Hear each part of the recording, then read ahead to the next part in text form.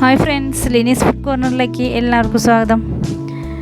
നമ്മൾ തേങ്ങയില്ലാതെ വറുത്തരച്ച ഒരു ബീഫ് കറിയും പുട്ടുമാണ് നമ്മുടെ ഇന്നത്തെ റെസിപ്പി. സാധാരണ രീതിയിലല്ല ഞാൻ പുട്ടുണ്ടാക്കിയത്, അത് നമുക്ക് കാണാം. അപ്പോൾ നമുക്ക് വീഡിയോയിൽ കിടക്കുന്നതിന് എൻ്റെ ചാനൽ ഇതുവരെ സബ്സ്ക്രൈബ് ചെയ്യാത്തവരൊന്ന് സബ്സ്ക്രൈബ് ചെയ്തേക്കാം. തൊട്ടടുത്ത ബെല്ലൈക്കനും കൂടി ഒന്ന് പ്രസ് ചെയ്യാം. പിന്നെ ഞാൻ എല്ലാ ദിവസവും രാവിലെ 6 മണിക്ക് വീഡിയോസ് അപ്ലോഡ് ചെയ്യുന്നുണ്ട്. അതിൻ്റെ നോട്ടിഫിക്കേഷൻസ് നിങ്ങൾക്ക് കിട്ടുന്നതിന് വേണ്ടി ഓൾ എന്ന ഓപ്ഷനും കൂടി ഒന്ന് പ്രസ് ചെയ്തേക്കണം. അപ്പം നമുക്ക് വീഡിയോയിലേക്ക് പോവാം. ഞാനിവിടെ 1 കിലോ ബീഫാണ് എടുത്തിരിക്കുന്നത്. അതിലേക്ക് നമുക്കൊരു സ്പൂൺ കുരുമുളക് പൊടി ഇട്ട് കൊടുക്കാം, 1/2 സ്പൂൺ മഞ്ഞൾപ്പൊടി ഇട്ട് കൊടുക്കാം, കുറച്ച് വേപ്പില ഇട്ട് കൊടുക്കാം, അതുപോലെ കുറച്ച് ഇഞ്ചി ചതച്ച് ഇട്ട് കൊടുക്കാം, 2-3 പച്ചമുളക് കീറിയിട്ട് കൊടുക്കാം. ഇനി ആവശ്യത്തിന് ഉപ്പ് ചേർത്ത് നമുക്കിതൊന്ന് കുക്കറിൽ നന്നായി വേവിച്ചെടുക്കാം. അത് വെന്ത് വരുന്ന സമയം കൊണ്ട് നമുക്ക് പുട്ട് റെഡിയാക്കാം. ഞാനിവിടെ പുട്ട് നനച്ചു തുടങ്ങി. ഇതിൽ ഉപ്പൊക്കെ ഇട്ടിട്ടുണ്ട്. അപ്പോൾ നമ്മൾ സാധാരണ നനയ്ക്കുന്ന പോലെ തന്നെ വെള്ളം ഒരു മീഡിയം ചൂടിൽ നമുക്ക് നനച്ചെടുക്കാം. ശരിക്കും തിരുമ്മി നനയ്ക്കുക, കട്ടകളില്ലാതെ നനയ്ക്കുക. അപ്പോൾ നല്ല സോഫ്റ്റായിട്ട് കിട്ടും. ഇതിലേക്ക് ഞാൻ ഒരു തേങ്ങ ക്രഷ് ചെയ്ത് ഇട്ട് കൊടുത്തിട്ടുണ്ട്.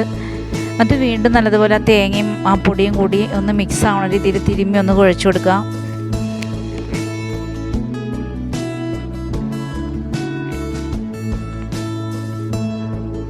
ഇത് നമ്മൾ ഇഡ്ഡലി ചെമ്പിൻ്റെ തട്ടിൽ വെച്ചാണ് ആവി കയറ്റിച്ചെടുക്കുന്നത്. അപ്പോൾ നമുക്ക് ഒരു ഇഡ്ഡലി ചെമ്പിൻ്റെ തട്ട് ഞാനിവിടെ കഴുകി സ്റ്റൗവിൽ വെച്ച് ഫ്ലെയിം ഓൺ ചെയ്തിട്ടുണ്ട്.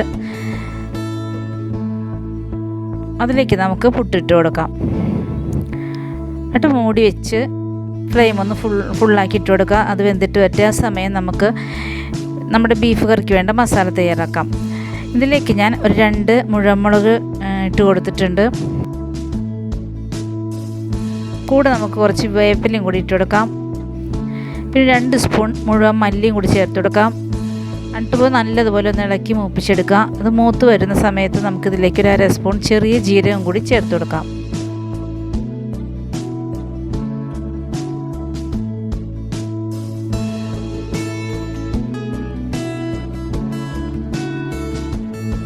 ഇനി നമുക്ക് ജീരകം ചേർത്ത് കൊടുത്തിട്ടുണ്ട്. മല്ലിയൊക്കെ ഒരു മൂപ്പായി വന്നിട്ട് ഇതിലേക്ക് കുറച്ച് വെളുത്തുള്ളിയും 2 കഷ്ണം ഇഞ്ചിയും ഒരു 5-6 ചെറിയ ഉള്ളിയും കൂടി ചേർത്ത് കൊടുക്കുക. അത് നല്ലതുപോലെ ഒന്ന് വഴണ്ടി വന്നു കഴിയുമ്പോൾ അതിലേക്ക് ഒരു 2 സവാള ചെറുതാക്കി കട്ട് ചെയ്ത് ഇട്ട് കൊടുക്കുക. അത് വഴണ്ടിട്ട് ഒറ്റ സമയം നമുക്ക് നമ്മുടെ പുട്ട് എന്തായി നോക്കാം. അതൊന്ന് ആവി നന്നായി വന്നിട്ടുണ്ട്. ഇതൊന്ന് വിടർത്തി കൊടുക്കുക. ഒരു ഫോർക്ക് ഉപയോഗിച്ചോ അല്ലെങ്കിൽ കയ്യിൽ ഉപയോഗിച്ചോ ഒന്ന് ഇളക്കി മറിച്ചിട്ട് കൊടുക്കുക. എന്നിട്ട് വീണ്ടും മൂടി വയ്ക്കുക.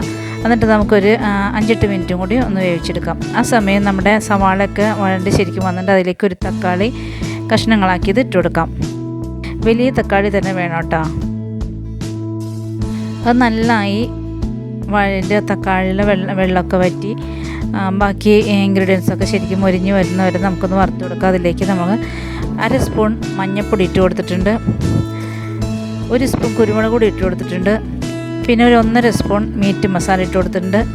അതുപോലെ തന്നെ ഒരു 1.5 സ്പൂൺ കാശ്മീരി ചില്ലി പൗഡർ ഇട്ട് കൊടുത്തിട്ടുണ്ട്. എന്നിട്ട് നല്ലതുപോലെ വഴറ്റി അതൊന്ന് ശരിക്കും മൂപ്പിച്ചെടുക്കാം.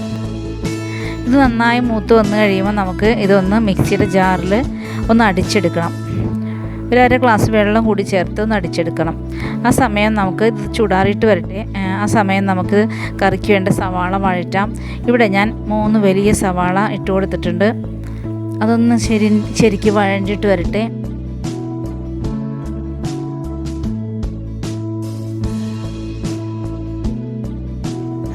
ഈ സമയം നമുക്ക് നമ്മൾ ചൂടാറ്റാൻ വെച്ചിരിക്കുന്ന അരപ്പ് നമുക്കൊന്ന് അടിച്ചെടുക്കണം.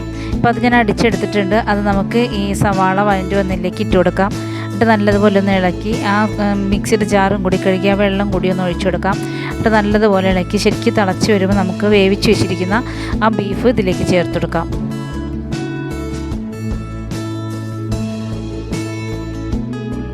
എന്നിട്ട് ഇളക്കി ആ ഗ്രേവിയൊക്കെ എല്ലായിടത്തും ആവുന്ന വിധത്തിലൊന്നാക്കി നമുക്കിതൊന്ന് മൂടി വെച്ച് ഒരു 5-6 മിനിറ്റും കൂടി ഒന്ന് വേവിച്ചെടുക്കാം. നമ്മൾ ഗ്രേവി എന്തോരം വറ്റണോ ആ സമയം വരെ നമ്മൾ വെയിറ്റ് ചെയ്യണം. ഒത്തിരി ഗ്രേവിയൊക്കെ വേണം. പുട്ടിനൊക്കെ ആണെങ്കിൽ ഒത്തിരി ഗ്രേവി നമുക്ക് വേണം. അപ്പോൾ അതനുസരിച്ച് ഗ്രേവി അത്ര കണ്ട് പറ്റുന്ന വരെ മാത്രം നമ്മൾ വെയിറ്റ് ചെയ്യാം. ഇപ്പോൾ ഒരുവിധം വറ്റി വന്നിട്ടുണ്ട്. ഒരു 2-3 മിനിറ്റ് കൂടി നമുക്ക് വെയിറ്റ് ചെയ്തിട്ട് നമുക്ക് ഫ്ലെയിം ഓഫ് ചെയ്യാം. ഇപ്പോൾ ശരിക്കും ആയിട്ടുണ്ട്. ഇതിലേക്ക് ഞാൻ കുറച്ച് ഉള്ളി മൂപ്പിച്ചിട്ട് കൊടുത്തിട്ടുണ്ട്. അപ്പോൾ നമ്മുടെ ബീഫ് കറി, സ്പെഷ്യൽ ബീഫ് കറി റെഡിയായി കഴിഞ്ഞു. പുട്ട് എന്തായി നോക്കാം. പുട്ട് ആവിയൊക്കെ ആയിക്കഴിഞ്ഞ് നമ്മൾ ഇറക്കി വെച്ചിട്ടുണ്ട്. നമുക്കിതിനൊന്ന് തുറന്ന് നോക്കാം. ഇപ്പോൾ കറക്റ്റ് അളവിൽ വെന്ത് കിട്ടിയിട്ടുണ്ട്. ഇനി നമുക്ക് ഇതൊന്ന് ഇതേപോലെയൊക്കെ നമ്മൾ സെർവ് ചെയ്യാനായിട്ട് ഇത്തിരി ഭംഗിയിൽ സെർവ് ചെയ്ത് കൊടുക്കാൻ വേണ്ടിയിട്ട് ഞാൻ ചെറിയൊരു ബൗളിലേക്ക് ഇതൊന്ന് പകർത്തി എടുക്കുന്നുണ്ട്. ബൗളെടുക്കുക, ഇതുപോലെ ചെറിയ ബൗളെടുക്കുക. അതിലേക്ക് കുറച്ച് തേങ്ങാപ്പീൽ ഇട്ട് കൊടുക്കുക. എന്നിട്ട് അതിലേക്ക് ഈ പുട്ട് നിറച്ച് ഒന്ന് പതുക്കെ ഒന്ന് പ്രസ് ചെയ്തിട്ട് പ്ലേറ്റിലേക്ക് ആക്കി കൊടുക്കാം. ഒന്ന് കമഴ്ത്തി കൊടുക്കാം. ഇപ്പം നല്ല അടിപൊളി ചിരട്ടപ്പുട്ടിൻ്റെ അതേ ലുക്കായിട്ടുണ്ട്.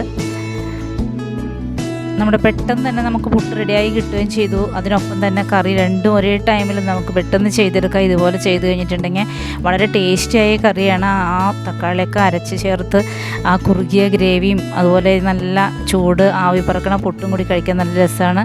അപ്പോൾ എൻ്റെ ഇന്നത്തെ വീഡിയോ നിങ്ങൾക്ക് ഇഷ്ടപ്പെട്ടെന്ന് വിശ്വസിക്കുന്നു. ഇഷ്ടപ്പെട്ടാൽ ലൈക്ക് ചെയ്യുക, ഷെയർ ചെയ്യുക, പിന്നെ നിങ്ങളുടെ കമൻസും കൂടി ഒന്ന് താഴെ കൊടുത്തേക്കുക.